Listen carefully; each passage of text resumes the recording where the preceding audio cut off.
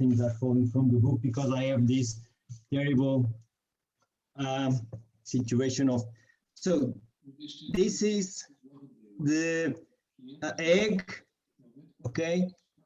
And this is the, can you see it? Aonde? No Porto?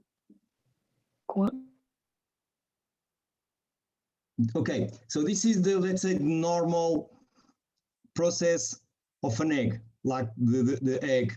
And what is interesting is this process. Okay, so this is the normal way of that an egg comes, and this is how we manage to create an egg. Okay, it's amazing, isn't it? And what is amazing is that this egg is probably cheaper than this egg. Okay, in the supermarket, if you came to my farm and I will sell you an egg, just that came from the hen, I have to sell the egg to you a little bit more expensive than all these process factories, buses, energy supplies, energy chains, materials, things from all over the world. It's amazing, isn't it? How we came to a world where an egg from an hen directly is more expensive than an egg that goes around the world. It's scale. But I'm always interested in this, and when I try to sell my eggs and I have to compete with those, let's say, industrial eggs that now are sustainable, because everything is sustainable nowadays. So sustainability is a very nice word, because you can do whatever you want and just you say that you are sustainable, and by definition you are. If you say that you are, who are we to say that you are not? Because sustainability is such a large concept that I see sustainability in everything. For instance, let me go on this process a little bit. I will share my screen. Okay, are you looking at this, aren't you?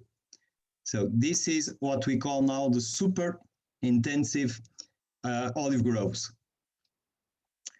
And this is also the same scheme of scale. I will come back again. I will return. Now I'll have to stop this and come here, and let's go. So you are going to see some slides that are in Portuguese, others that are in Spanish, some of them that are in English, but we go through in English, and any doubts that you have, we'll continue on English. So let's talk a little bit what sustainability has to do with landscape, being myself a landscape architect. And so this is I think the topic that I can add something to our discussion. Okay, so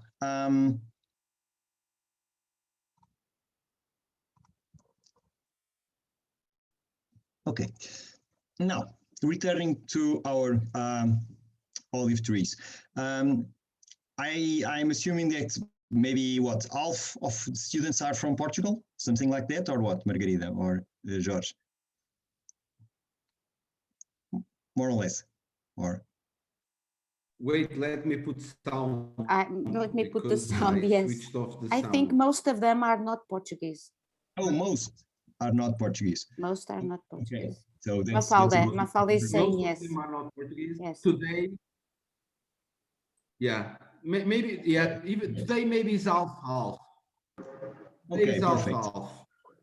Okay, so for the Portuguese guys or for the Mediterranean guys, we know that we are in the center of the world, aren't we? In the maps, we are always on the center of the world. It's amazing. Every map that I see, Mediterranean in the center. which is interesting. When I studied in Australia, it was very interesting because they had the atlas all around, and I was always looking where I lived to show them where I lived, and it was funny how our center of the world is so important to draw on a map to feel us very in the center. Okay, but this is, as you can see, the area where we have Mediterranean climate, the world, you already know this. So basically, are you looking at my small hand that is going through the... Okay. Yes. Thank you very much. So in here you see the climatic graph that shows what is basically the Mediterranean climate. Mediterranean climate is a climate that you have lots of rain, which is this blue. You can see rainfall, lots of rain in the winter and lots of heat in the summer. So this very basic assumption made that a very interesting thing. From a human point of view, made that we had to learn how to irrigate the crops. We had to learn how to store the winter rain in order to use it on the summer month. And that's why also in Mediterranean areas, we have such a big hotspots of agro-biodiversity, because we learn how to manage the climate in order to have water all year around. During the winter, when it rains, during the summer, we capture the water, and we have different situation for that. We capture the water in the winter, and then we irrigate in the summer. So this is the basis for the more intensive way of farming in Mediterranean climate. But on the same situation, for instance, the olive trees, and I bring the olive trees again, because as you know, olive trees,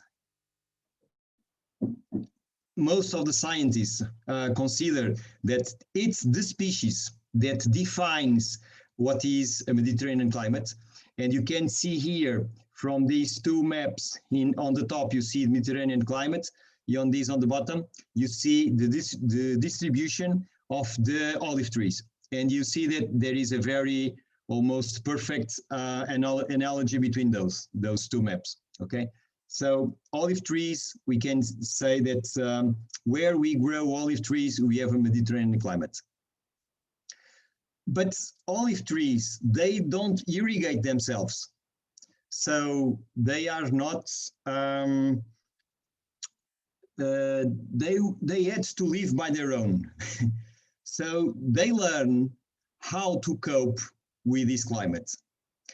They learn through millions of years how to deal with these very rainy seasons in winter and very dry season in summer. And they, let's say, took, I don't know, more than 10 million years, maybe, to adapt well to this climate. What did we do? We said, no. Okay, you are here for 10 million years. Okay, but we, as a species, we have invented this irrigation scheme, and I think that you'll be better with us. Okay, so we don't care that you define the climatic region of Mediterranean. We don't care that you can stand very dry summers and very wet winters.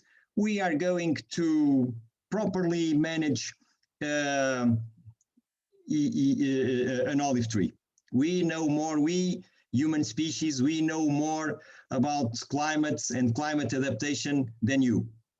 I know that you are 10 million years old. but I don't care about that. We have technology. We know more about climate and more about landscape than you. So let's get together in order to be more productive, okay?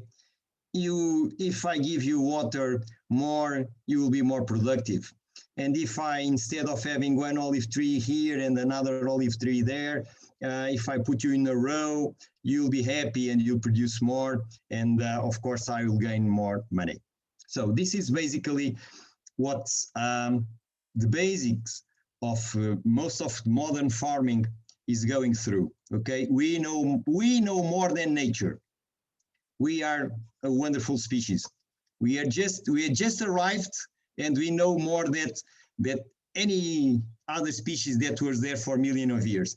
Like those kids when they have 9, 10, 11, 12 years old, and they have to prove themselves, and they have to go to the house of the family, and they must be the center of attention because they have to prove themselves to the other older guys that they can already be tough. Okay, so these are some photos of my farm where I live. And what you see here, you see, I practice what I call landscape farming, which for me is a little bit different from organic farming. I am a certified organic farmer, yes, of course, but I try to produce in a way that I manage the landscape as a whole, not only for agriculture, but I would say agroculture, in the way that for us, memories are so important as productions. So the memory of the land, how do people do things, good things since centuries ago. If the things are well done, I preserve them, because I do believe that people that used to work with nature without very big technological assets are more sustainable in the truly sense of what we must say of the environmental justice of living and receiving the land and giving the land to our children better than we received. So sustainability is, of course, a question of our generation that we are in does not destroy what we received, but to improve what we received. So I think that we improve more if we organize ourselves around the knowledge and the humility that we have to add towards nature than to try to change nature. And one interesting thing, these are some of the guys that work with me in this case, collecting the olives to transform them in olive oil. And they have names, they have families. I know them, I know their families, they know me. We make parties together. Even, I wouldn't say this, but even in COVID times, we sometimes have lunch together, okay, in a proper distance, but we need that. We need, and I think that it's a very privilege to live in a small village, in a farm, because we manage to still have some kind of social connection, and we need that, and it's fundamental for our community. Very, very, very important. So when you look at these, let's say that my machines have names. My machines are called Felício, Carlos, Ana, Cristina, Maísa, and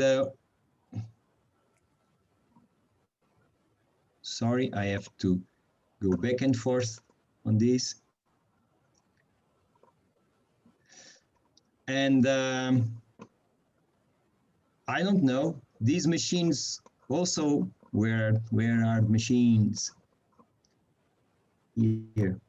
Okay. There are two guys here, okay? But I need kind of 10 persons to collect in one day what this machine can do in 5 minutes. So this machine is probably by the color a New Holland machine. And I don't know the name of the guys that produced the machine. I don't know where they live. I don't know what they do. I don't know nothing about the machine. But I think that I know almost anything that I need to know about the people that work with me. So this is for us, small farmers, it's a very difficult situation because we want to be sustainable on that definition that we want to improve the land that we received for the future generations and making a living out of that. But how can we compete with that big scale of industrial agriculture? How can we do this? How can we change that? Should we abandon our way of living? Because it's not profitable, should we just let our lands go to 0 persons work, and means that we will change our landscape from a cultural landscape to an abandoned landscape that most of them, as you know, burns every 5 years, 10 years, 15 years in a cycle of never-ending stop burning of the abandoned lands. What should we do? So that is a big question that is putting most of us that are small farmers and want to continue to be small farmers, and in my specific case that are also landscape architects, so I also bring to what I do some I would say landscape attitude, curiosity. I'm very curious to learn about my landscape, means learning about my geology, my climate, and I say my because what happens is I have a very good idea of my land, but if you put me in another land, I have to learn everything, because I've learned that each area is different from the other area. And so we treat the landscape as we treat people. For people, we have the Declaration of Human Rights. Every person is unique, and every person has the rights to be happy, to have education, to be free. Every single person. For me, it's the same for every single square meter. I cannot deal with my square meters in very big scales, like we saw on the images of the intensive orchard. I cannot deal with my land like that, because I know that every square meter is different from the other square meter. So we have a concept called aptitude or suitability, and every square meter is a little bit different from the square meter that is near that square meter. That suitability of the land, it's a fundamental issue. And when we see hundreds of hectares treated as if they were the same, that is kind of, for me, it's kind of, if instead of seeing persons, I just saw armies, loss of individuality, loss of self awareness, just command from outside. So I think that for me, I don't want to teach nothing to you, okay? Nothing. I don't even for me know. So this is just the reflections for us, if you want to speak a little bit of some of, I would say, territorial roots of sustainability and the different prices that comes with it. Okay. Now, returning to olive oil, you might know that we have in 6 what we call DOP in Portuguese, which is in English it's protected origin denominations, and this is to assure that that specific product, in this case an olive oil, respects the identity, the character of specific varieties of olive trees, of a climate, of soils, of way of doing, and it's kind of a seal of guarantee for the consumer that a specific product is made according to a set of rules that define the originality of the product. And I used to produce olive oil with this seal. I don't produce with this seal anymore. I still manage my olive groves as if I had the seal, but I don't have the seal anymore because that seal became very expensive. Which is strange, because if you listen to a speech of the Ministry of Agriculture or Environment, they will tell, nah, you have to make a bet on very high quality products. You have to make a bet on specialize. You have to make a bet on doing the best products that you can. You have to specialize on the differentiation, on the identity of the products. And then for that, I have to pay much more than, let's say, my industrial competition.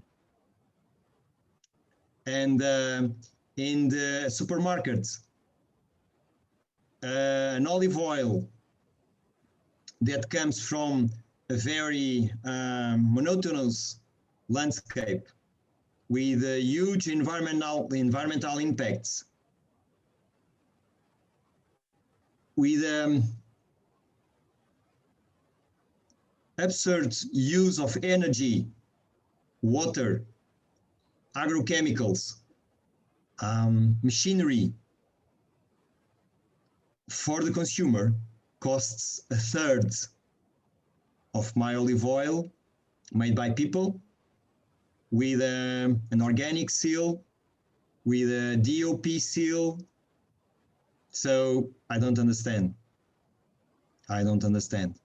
What I do understand is that the price that consumer pays for my olive oil is the global price, including the social and environmental price of the product. And what I know, it's from the industrial olive oil, we are not paying that price. We are just paying the least amount of profit that an industrial society is able to produce in order to lower the price as possible, to sell as much as possible.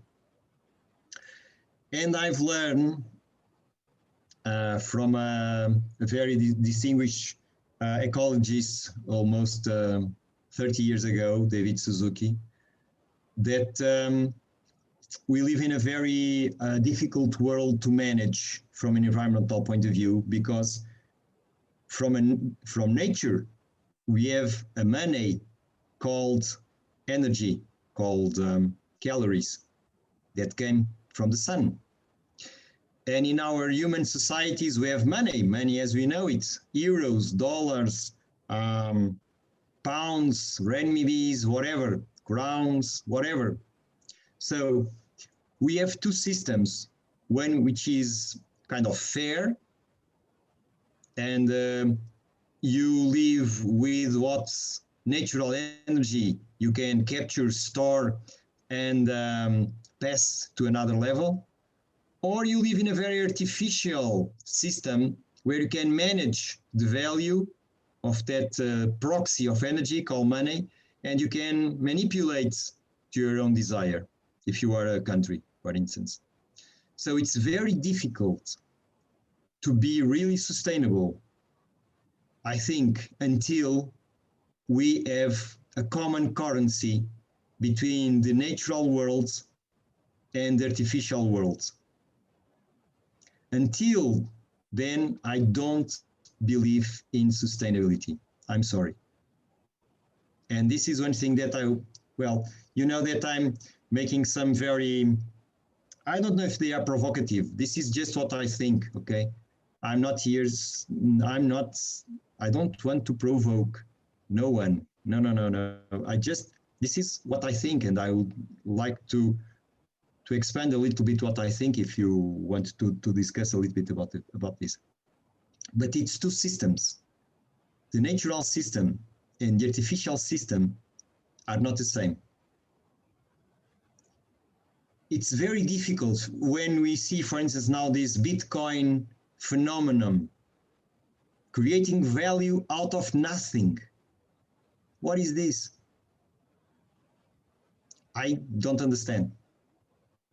I understand what is creating value if you create something that has work, energy, quality, that you want to taste, or that you want to wear, or that you want to share, or that you want to use because it's good.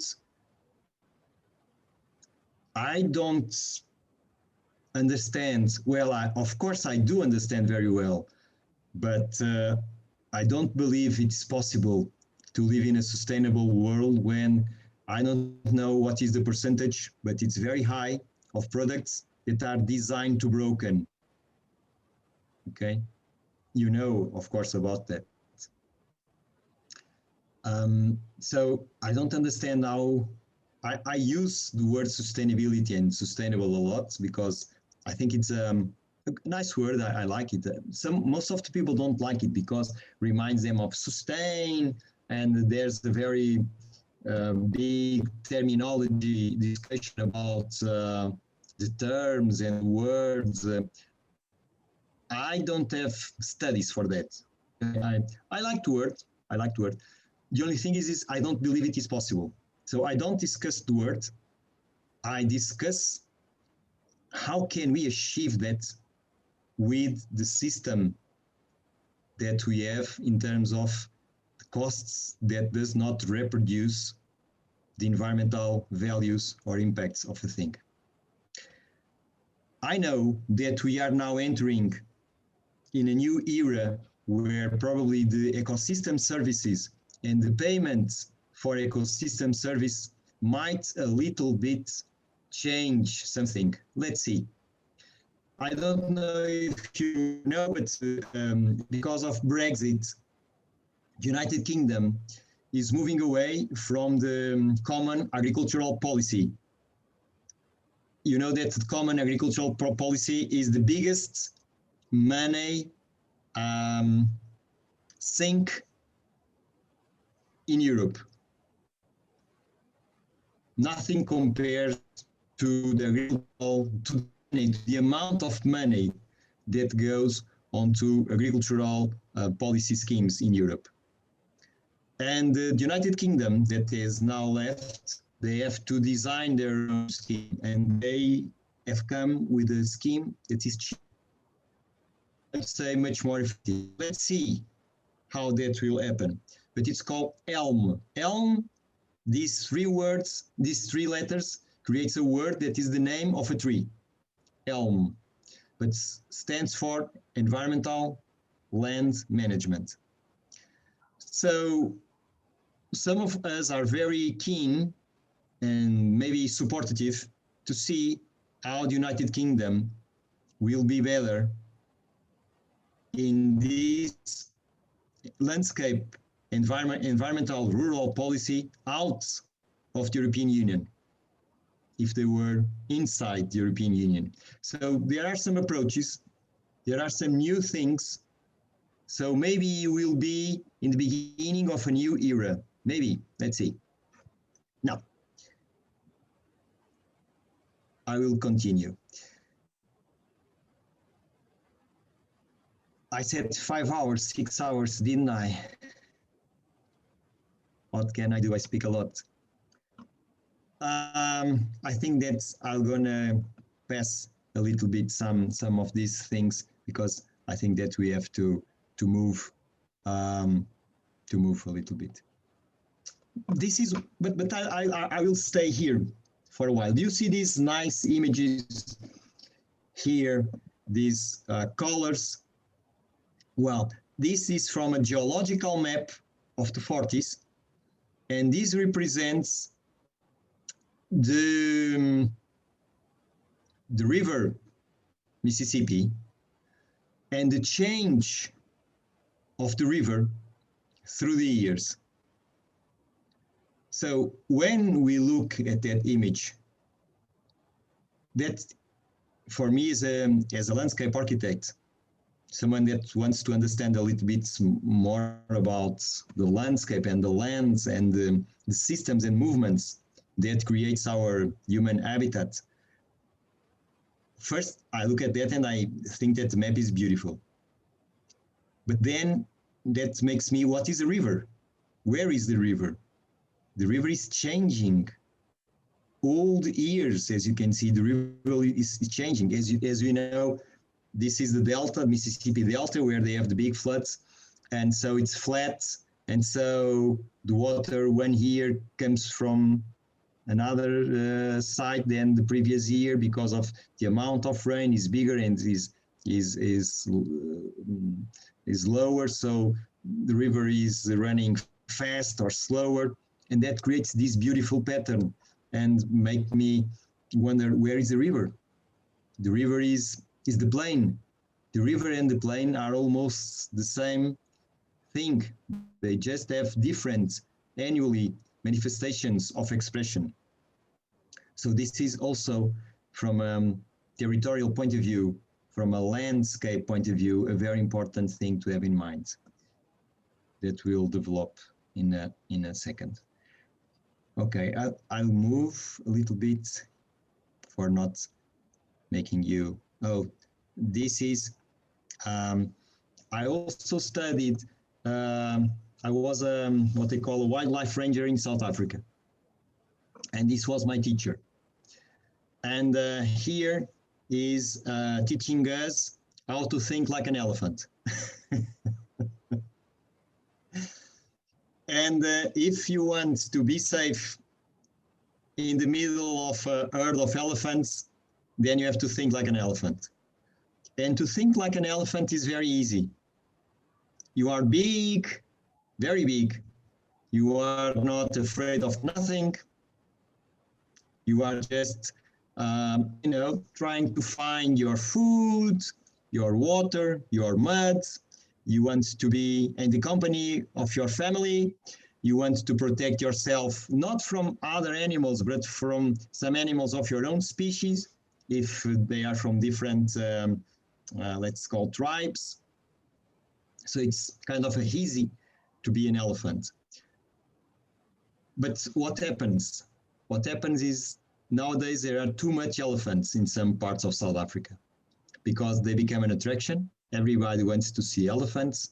So they become more or less like cows in a farm. Every big farm that attracts tourists to watch the elephants have to have elephants. And so the only thing that the elephants are now afraid of is themselves.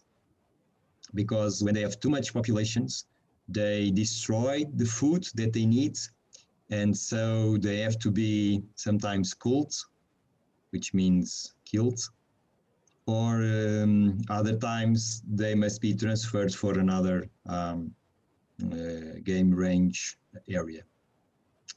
So to think like an elephant nowadays is to survive like we do for food and water.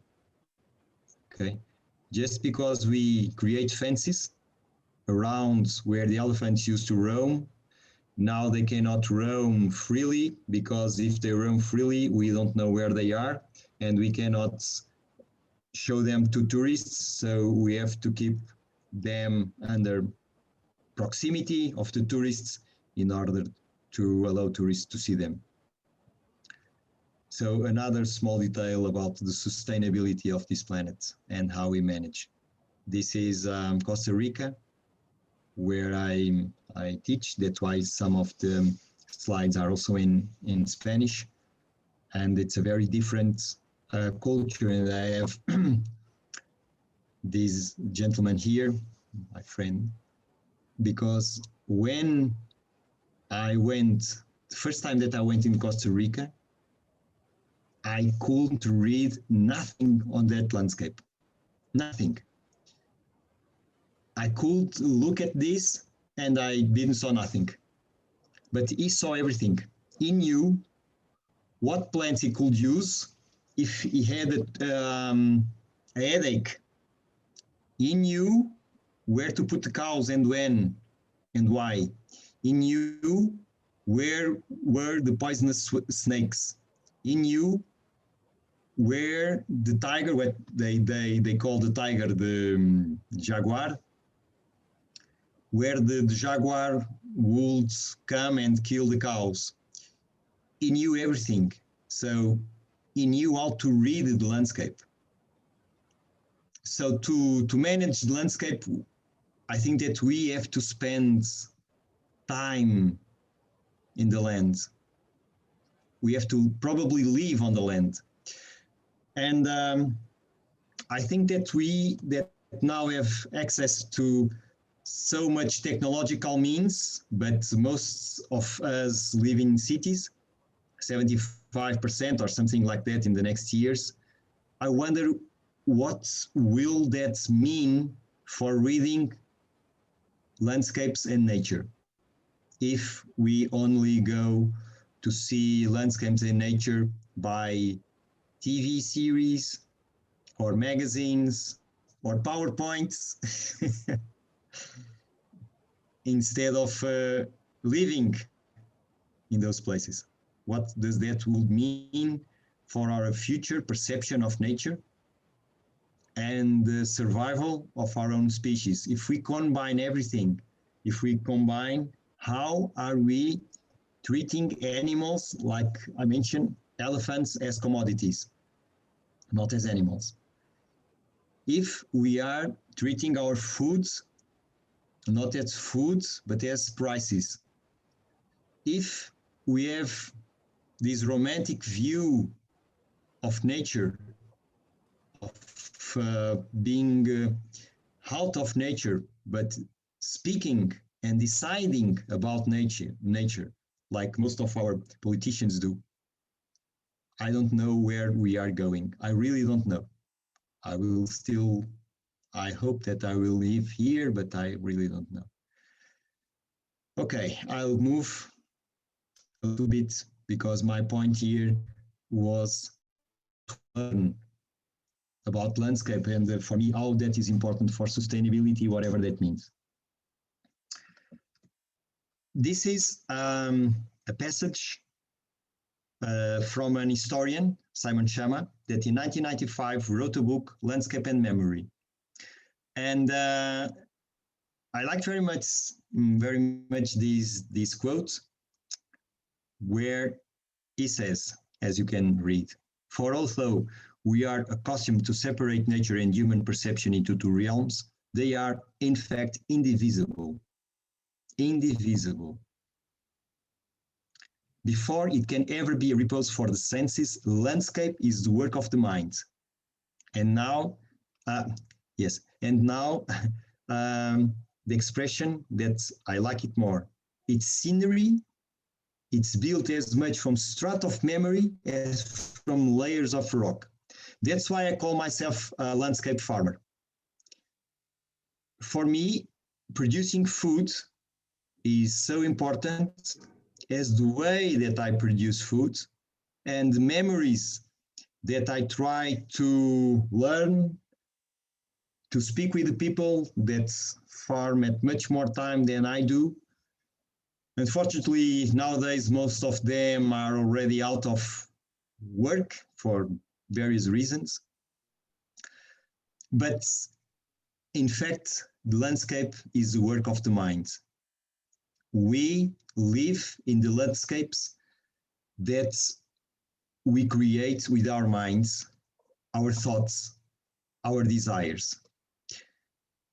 I'm going to go through this and I'm going to show what this author called Norgaard, this is a engineer that worked in energy and came to this beautiful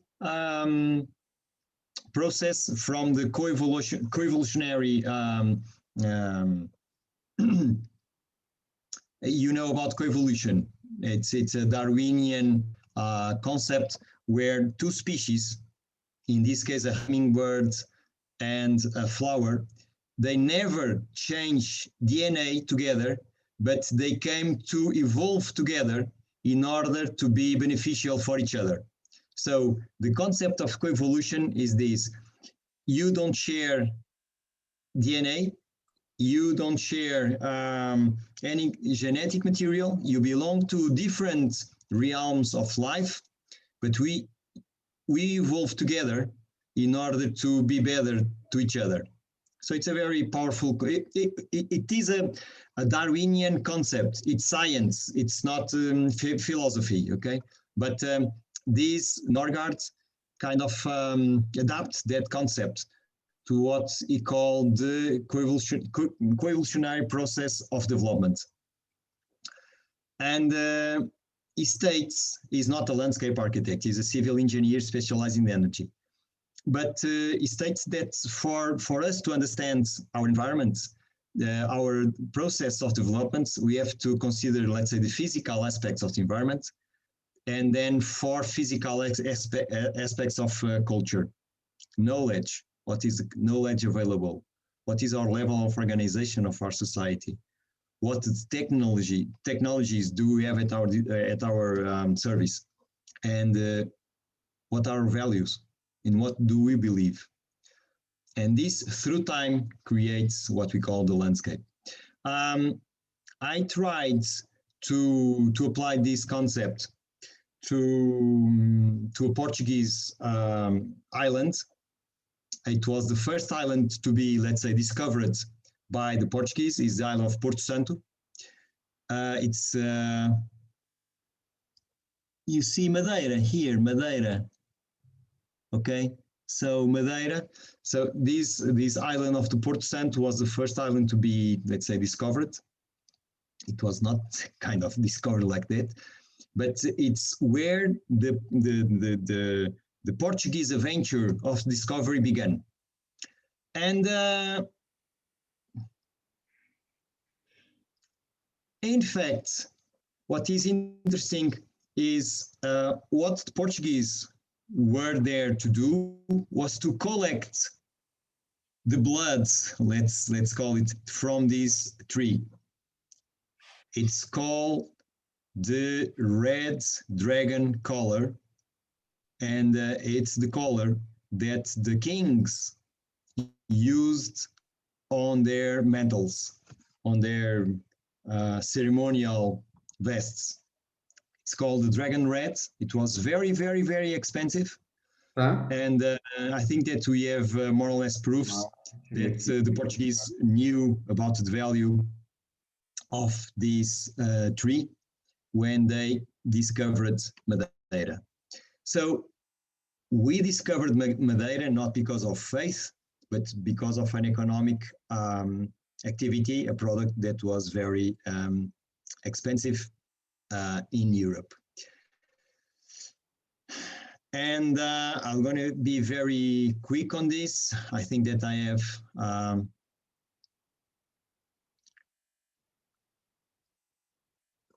okay. I have a very quick summary because I speak too much and I want to finish as soon as possible. But just to allow us to think a little bit what that sentence of Simon Schama told us, the layers of memory that are so important for us to understand our environment, so means our physical conditions for sustainability through history. So the island of Porto Santo began to be discovered or colonized because of this dragon tree, but then it was a very safe harbor, and it was used as a safe harbor to other discoveries. So seamen left there some goats, and goats destroyed all vegetation, including the dragon tree, the dragon trees. Then they settled permanently in the islands, and they introduced cereals, and the cereals conduct to more or less what is the landscape of Porto Santo that came from a forest to a desert. And because of that, very few areas could be agricultured, but as it was a safe harbor, they had a lot of pirates assaults, and they almost abandoned Porto Santo Island because of those cycle of forest, goats, cereals, deserts, pirates, and suddenly we had a trade deal with the United Kingdom, and as you know, we produced the wine in the port to sell to the United Kingdom, and the climate here in Porto Santo was also suitable to produce wine. So the king sent an army sergeant to discover how to produce wine in Porto Santo, and that had to do with introducing a species to stop the sand to go inside the island in order to create space to grow grapes and produce wine. And so this is a very short and a very almost superficial way of telling this big story, but just for give you an idea how we are dependent on so many circumstances about the way that we live and the management of our landscapes, our soils, and that means our conditions to life. So I'd say that more or less to conclude in 1 hour.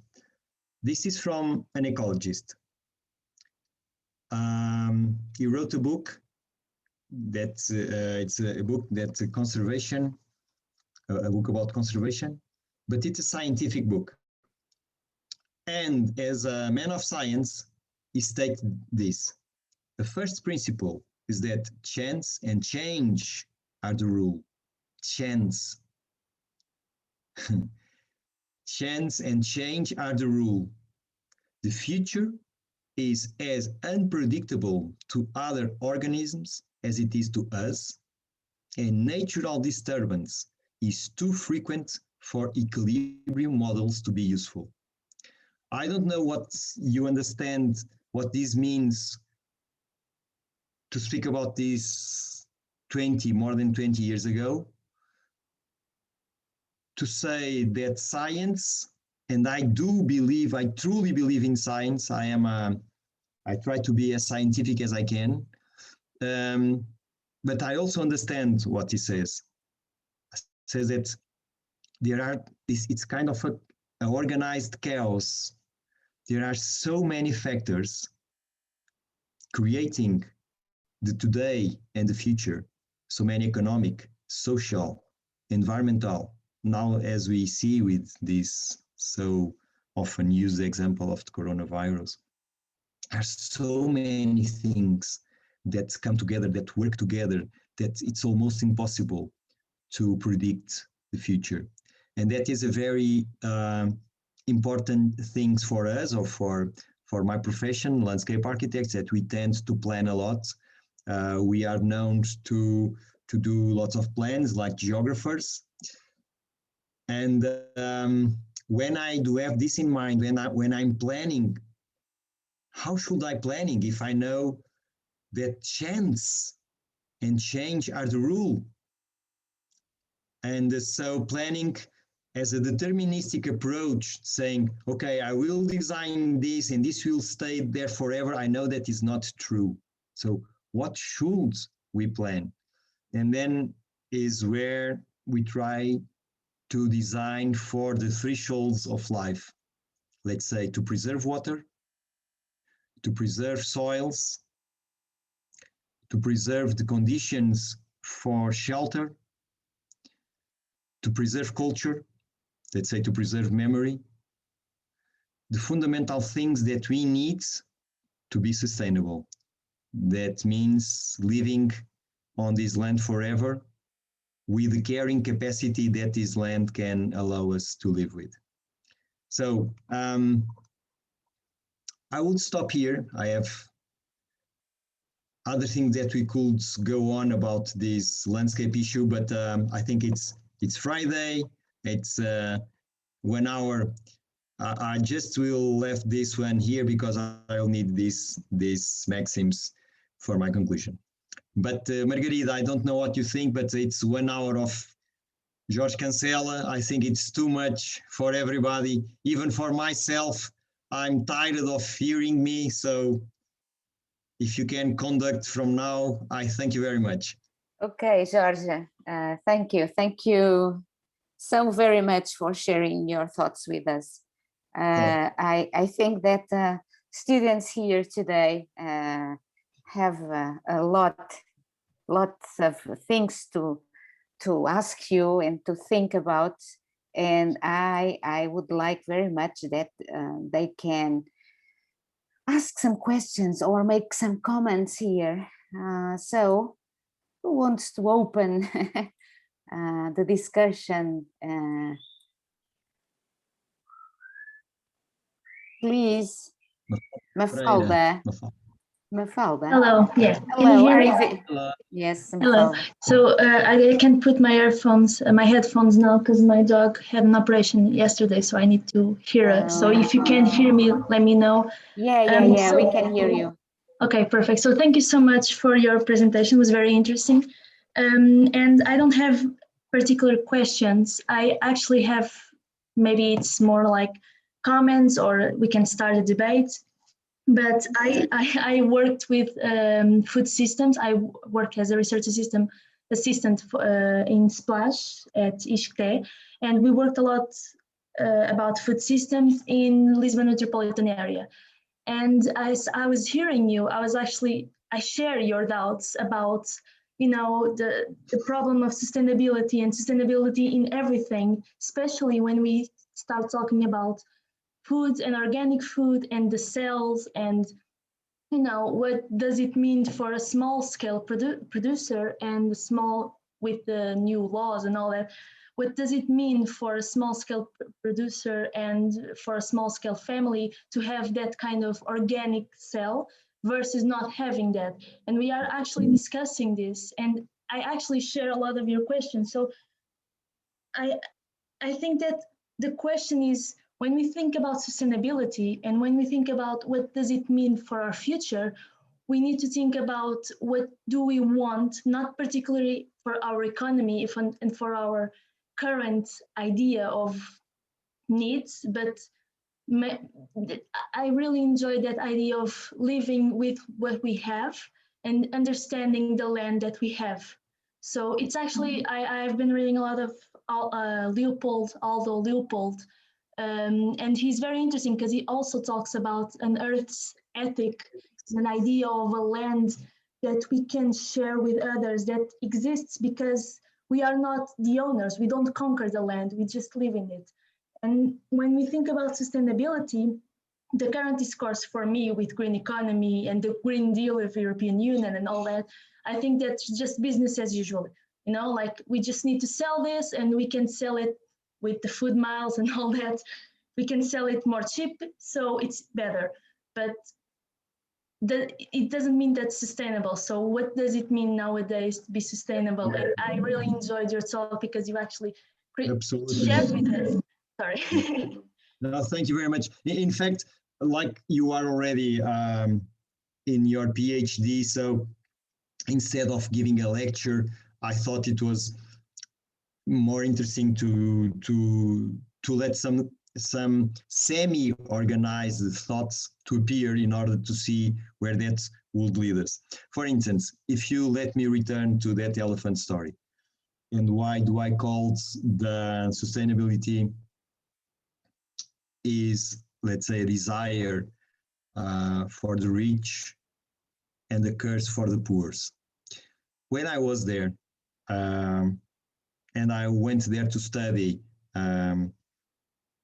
wildlife management, and I became a wildlife ranger because I want to understand how can we deal with other situations that ours in the Mediterranean region. And so in these areas, we don't do farming, we don't do agriculture, but then I discovered that we do farming, but we don't farm cows, we don't farm camel, we farm elephants. So for the tourists to go to South Africa or Tanzania or Kenya or Zimbabwe or Botswana, where the big parks are located, to have an approach to nature, to feel nature, to see the beauty of an elephant, I saw hundreds of villages, local villages that hate the elephants. I saw hundreds of poachers that wanted to kill the elephants to sell the tusks in Asia. So an elephant at the same time, for a rich person, is a connection to nature. And for me also, okay? I belong, let's say on that situation, I belong to the rich person, okay? I don't attack no one, okay? I'm just observing. I'm kind of a journalist. I'm not making any judgment values. It's only what I saw.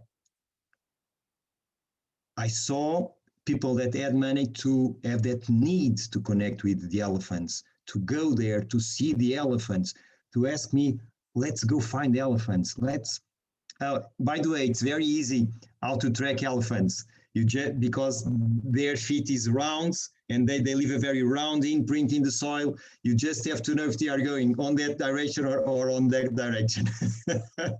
But we have a small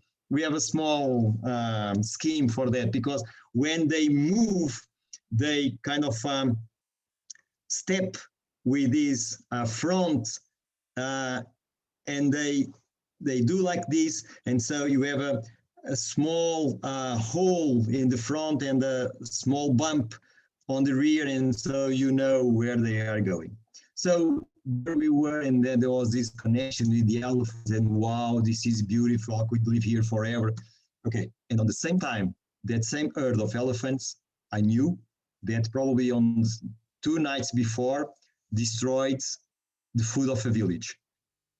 I knew that the same elephants were the targets for poachers that want, very poor people that want to kill the elephant, not because they don't like the elephant, but because they want the money from the tusk of the elephant. So even this simple story tells us so many things, how we look differently of nature, how can we, and we discussed a lot on that, how can we stop people to don't kill the elephants, or even worse, to kill the rhinos. Because elephants, in, let's say, in a very managerial aspect, they are too many elephants. Okay, you can say, okay, you can kill some of them, okay? But rhinos, we don't have so many rhinos. And you know that you have two rhinos, the white, which is white because the lips are white, and the black on the opposite of the white, but it's not. So one rhino has the lips like this, and the other one is lips like this. So this, and one that has the lips like this, the black rhino, it's almost on the verge of extinction for nothing. For people that believe that if they took some piece of the horns, they will be more sexually empowered. What? So it's amazing how the different ways that we look at land, landscape, animals, environment. What is sustainability? When I work in Mozambique, and in Mozambique I saw this with much more problems than in South Africa. I saw how the elephants were destructive for a country that went through wars, through everything, and how they didn't hate elephants, they feared elephants. Elephants, for some villages, are let's say, the thing that they fear the most. And for other people is the thing that they want to see the most. So what is sustainability? How can I go to a village and say, and I had to do that, and say, we have to protect the elephants? How? They are going to kill me. They say, you are a rich guy from Europe, don't live here, you just have the elephants. I don't know why, because they kill us. Why do you want to protect the elephants? And this is a very small story that I think it's more food for thoughts than anything else, but it's on the line with our concerns. Mafalda, do you want us to? Yeah, I just want to add something quick. We have this problem as well in Europe with the wolves and with the bears in Italy. So the conflict between human and animals, it's always present. But I think it's very interesting as well. If we think about the history of, you said that you work as a park ranger. I also study protected areas here in Portugal. So wow. if you look at the history of establishment protected areas in Europe versus the history in, for instance, United States, you see that here it was particularly impossible to put in a almost conservative, pristine stage because we changed the landscape. So I think that's very interesting what you were saying, the approach that you were giving us, because when we think of nature, we romanticize it. We think of it very pristine, very beautiful, but the conflict exists. And because it exists and exists in protected areas, it exists outside. When I go, for instance, in spring and we have bees and I don't like bees, I don't like bugs, whatever. So this is real. And we can just go there and, now we need to protect the bees, or now we need to protect the rhinos or the elephants, because we need to understand the particular context of that place. However, we also need to understand the history of the place, because I can't put here in Portugal, create a national park without understanding that people live there. And because of that, the conservation law cannot be equal to the Yellowstone Park, because it's different, because people are there. So this is, for me, it's very interesting, because this is very, how do I say it, very difficult to go past it, because we need to understand culture at the same time that we need to understand nature. So we have this conflict all the time. So when we talk about sustainability, we are talking about sustainability for whom? Because we are talking. That's the question. Exactly. Yeah, that's it. That is my constant, because I also my PhD is about nature-based solutions. So what is this? That's why I think it's very almost impossible to achieve sustainability, because sustainability for the rich is sorry about this dichotomy about rich and poor people. It was just a way of organize some title. But in this dichotomy, to whom are we speaking? Sometimes we are in very contradictory situation. Okay, I But think Tiziana wants to talk to her. I see an iPhone wants Hi. to speak also. Hi, I'm so sorry. I have a problem with my connection and with my computer at the same time. So I'm in my iPhone.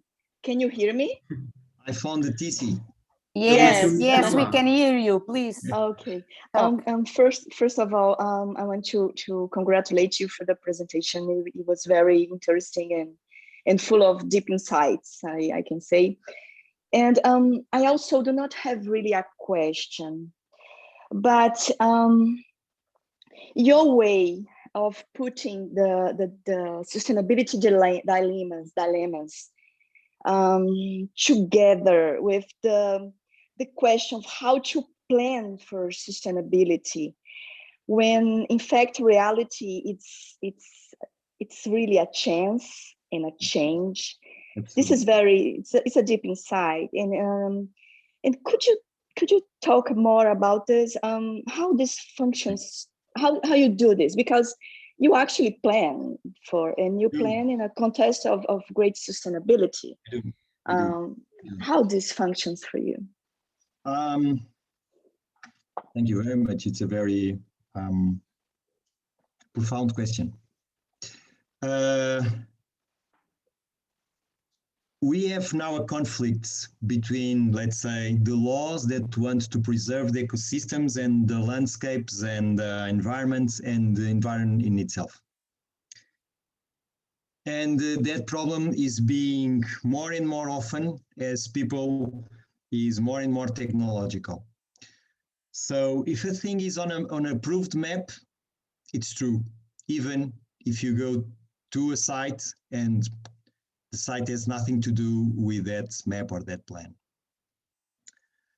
And that is, I would say, one of the fundamental problems of planning today, is the amount of technology that we believe are a substitute for local knowledge.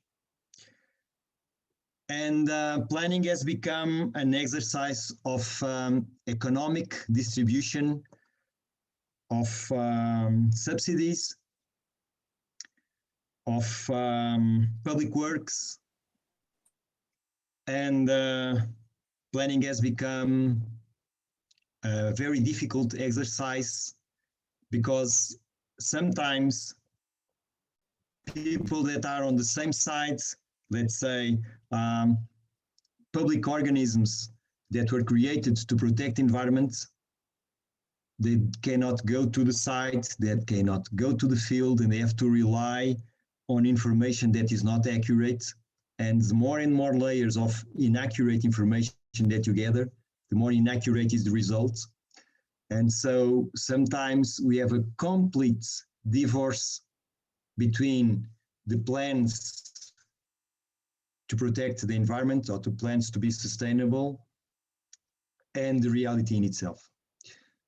So what do I personally try to do? Because I cannot do much because there's a huge amount of laws that I have to comply in order that plans that I work are approved.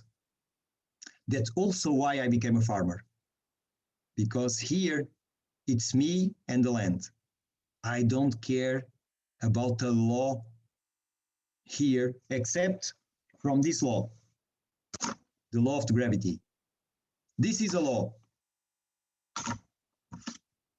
For me, this is the law that I cannot change and I have to follow. All the others, I don't care. Here, in my very small property, my 20 hectares, here it's the land and me. It's our co-creation. I try to learn as much as possible from the land, and I try to be as good as possible to my land. So this is a personal approach, like kind of very small rebellion to a system that is becoming more and more, even for the people that wants to protect and to plan sustainability and to and how we are becoming separate from the things. So I have 2 lines to answer your question or to your comment. One is from the technological world that I'm also in it, and as a planner, I try to plan as less as possible. Not as much as possible, as less as possible. And that for me is planning for the fundamentals for life, for our life in our generation, and for future generations and for past generations. With this, I try to plan the least amount of decisions on the land. And the fundamental decisions that I think that we should take are the things that are fundamental for our generation, for future generations, and that are water. Preserve water as a system, not as lines in a map. You say, this is a river. We saw on that design of Mississippi, where is the river? I don't know where is the river. The river changes every year. So I try to understand what is the system of the water. So that means preserving alluvial plains, for instance. Not only the river that it's on the middle of that alluvial plain right now, but then 20 years ago was on another place, or 20 years will be on another place, but the system of the water. So water and the system of water. Then food and the system of food. But food, it's not only the valleys. For instance, here, we have valleys like this. And in valleys like this, on the north looking slopes, we don't grow nothing. You go there and you see shrubs and natural vegetation and woodlands. And on the south-faced slopes, you see the olive trees and fig trees. And someone can say that, oh, you are only using half of your property, because the other half, you don't do nothing. And I said, yes, I do. I do a lot, but it's not me. It's the bees, for instance. I have bees, and bees go here and they eat a lot here, and then they give me the honey. So this slope is so important than this slope. So both are fundamental. And this is a system, and sometimes it's very difficult to understand. First, for us to understand the system, then to plan the system, then to say to the other people, if you want to preserve food, it's not only the National Agricultural Reserve that is important. It's the food system. It's a specific food system. And the mountains have a food system. The plains have a food system. The alluvial plains has a different food system. The northeast of Portugal is a very different food system than from the southwest food system. So it's to understanding that identity, that character. That was one thing that I had here to speak, that for me, more and more important is to discover what is identity, what is unique of that area that I'm planning, and try to study in order to tell, in order to preserve it. And that's my way to approach. So it's a very low key from a technological point of view. But it's not because I don't like computers. I do like computers. I use computers a lot. My company has, I don't know how many computers there are on the company, processing, producing, creating 3D, I don't know what. We have to work on that, but I cannot let me put this way, I cannot let the information substitute knowledge. So I try as a planner to gain knowledge of a site in order to understand the site like it was a person, like it was, I don't know, a friend or a son. Let's try to understand this person. I'm interested in this person. Let's see if we can work together. Okay, it's the same with the land. Said, this is my approach, but it's a very difficult approach in a world full of laws, full of bureaucracy. You saw maybe in this Expresso newspaper, even people from inside the government are already, as we say, by the ears with this bureaucracy, with this lack of capacity of administration,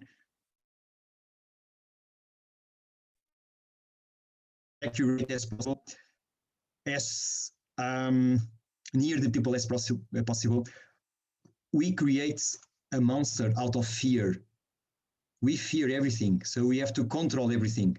And when we fear everything, we don't do nothing. So we have to, I would say, be more confident. Even if we commit errors, of course, that's the way we learn. So I have to fulfill my role as a technological and legal planner, but I try in doing that to create this, let's say, state of the mind in order of planning the character instead of the systems or the I don't know, everything, the economic things.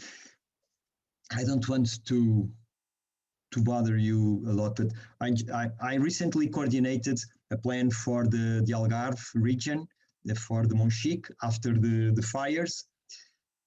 And I think it was a very interesting plan because it was not a legal plan and he had money attached.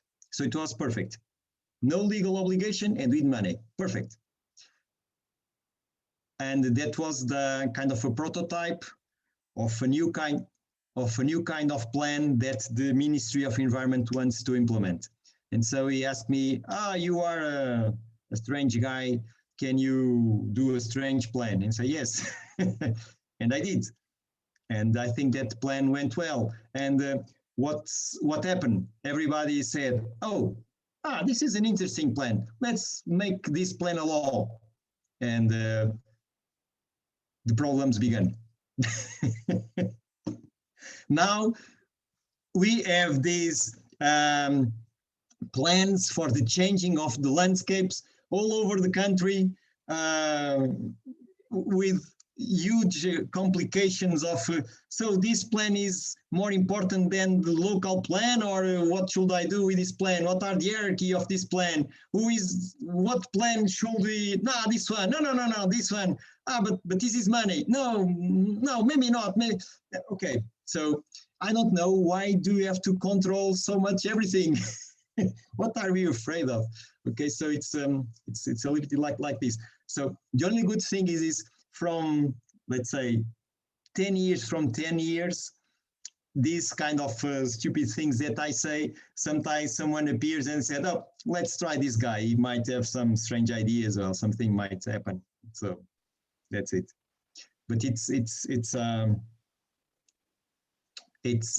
challenge. It's a challenge to align our ethics and let's say our very small knowledge, but some, with a society that wants technology, information, management, and thinks that the environment was, is, and will be the same forever, and that does not allow room for improvement or change, except infrastructure, public works,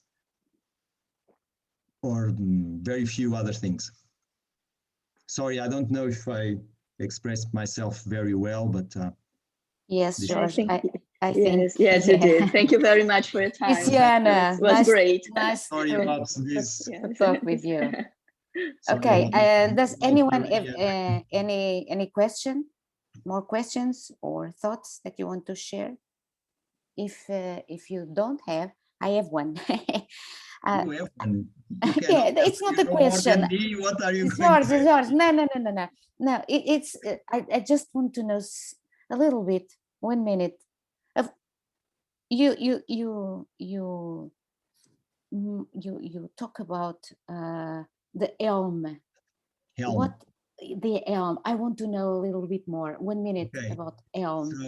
So I'm gonna try to share my, let me see, hello. Let me try to Elm Brexit. I think that's very important that we know more about this scheme. Okay, so. But do you think it's a better way of looking at I do. I do. Okay. I do. You have here, for instance, Environmental Land Management Scheme Overview. This is from the government, the DEFRA, the Ministry of Food and Farming. And why do I believe this is a better scheme? Why? Let's say 25 or 30 years ago, I was a young guy who liked birds.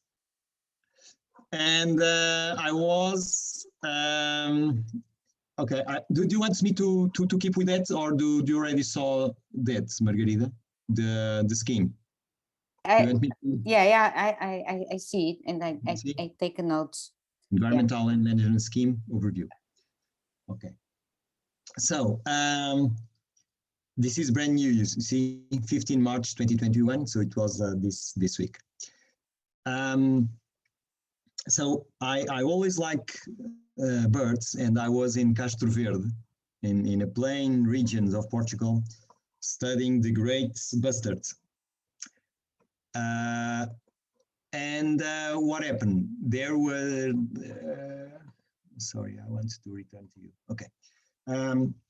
And there was the planning phase, and they were doing a local plan, and that plan said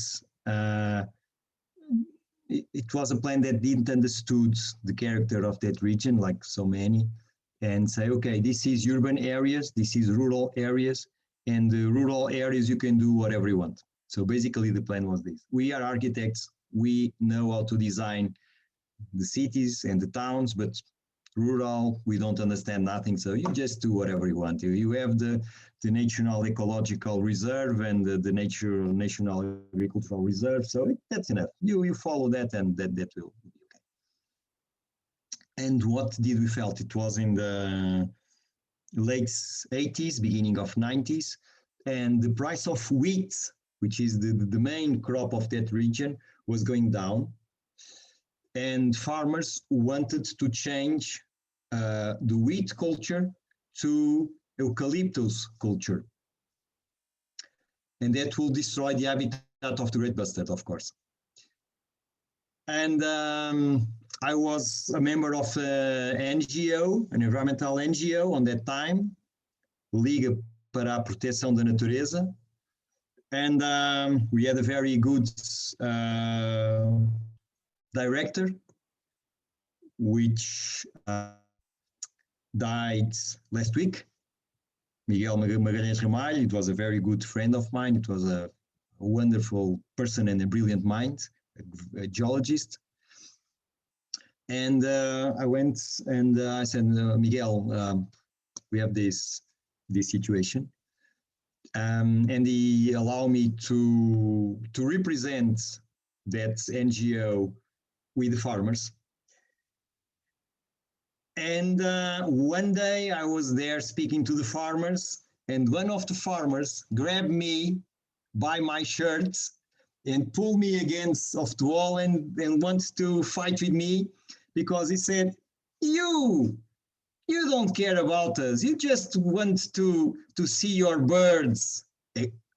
More or less the same with the elephants. You don't care nothing about people. You are you love the birds more than you love the persons. What kind of beasts are you? And on that moment, then it was okay. No problem.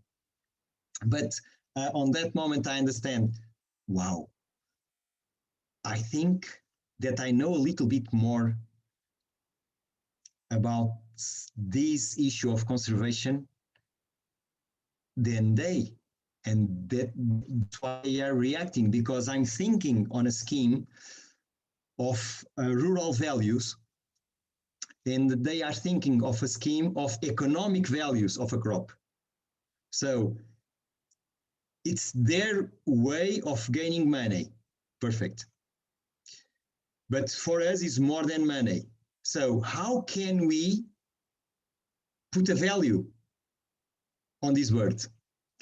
And we went to spoke to the Ministry of Agriculture. There was a very interesting engineer. I don't know if he's still there. I never met him again. It was Engineer Gallardo. I never forget his name. He was a very clever guy and a very forward-thinking guy. And I said to him, engineer, we have to go to the United Kingdom. And he said, why? Because I know from my colleagues that in the United Kingdom, they have what was the beginning of this ELM scheme 30 or 40 years ago, 30, I'm not that old, but 30 years ago, the beginning, the seed of this ELM scheme was planted, was seeded 30 years ago. And I knew that they paid farmers to preserve wildlife. And then that engineer organized, and another guy from the NGO, and I went with 20 farmers to the United Kingdom to saw other farmers, like they are farmers with tractors, with Wellington boots, with everything. And our Portuguese farmers saw how United Kingdom farmers looked at the landscape, not only in terms of producing crops like cows or wheat or whatever, or corn, but also, not instead, also they can produce cows, wheat, corn, whatever, and also protect the landscape and protect the animals that live on that landscape and receiving money for that. And they were kind of astonished because they saw English farmers to receive money to protect papoilas. How do you call? I forget the name of papoilas in English. Papaverruas in Latin. Well, I will remember. So our people from Alentejo that you know have papoilas all around, they saw the colleagues, the farmers in the United Kingdom receiving lots of money to preserving papoilas. And they said, so we can also preserve papoilas. And I said, yes, I won. And so we came here, we organized a plan, which was called the Plan Zonal. Zonal, it was a figure, very interesting figure, that I recognize that inspired me on that Monchique plan in the Algarve. And that zonal plan was that. It was a management plan with money attached. Poppy! Thank you, Jorge. Poppies, exactly. To preserve poppies. So our Portuguese farmers saw British farmers receiving money to preserve poppies. It was kind for them, it was a hallucination. And we told them, it's the same common agricultural policy. What these United Kingdom farmers have more than we is information. And then to turn that information into knowledge to action. They don't have more poppies. They don't have great bastards. They don't have, I don't know, imperial eagles or whatever. They just have more information and they receive more money because of that. So I think that one interesting point of that policy, it's not the policy, it's not the money, it's the way how in the United Kingdom they make the connection between farmers and policies. They have people, like we add in agriculture, we call extensionistas. We add that when I studied in landscape architecture in Évora, under our Gonçalo Ribertel's thoughts. When I studied, near to my studies were those agronomists studying extension, how to connect the farming worlds and the science world. and we lost that. So the thing that I do believe that United Kingdom scheme is better than ours, it's not because of the scheme, it's not because of the money, it's because they have the link between farmers and the money and the objectives of the program. And they have these extension people, these landscape extension people to connect the dots and to create much more easy way for a farmer to do what the policy, let's say the policy, the landscape policy, the environmental policy, the sustainability policy wants the farmer to do.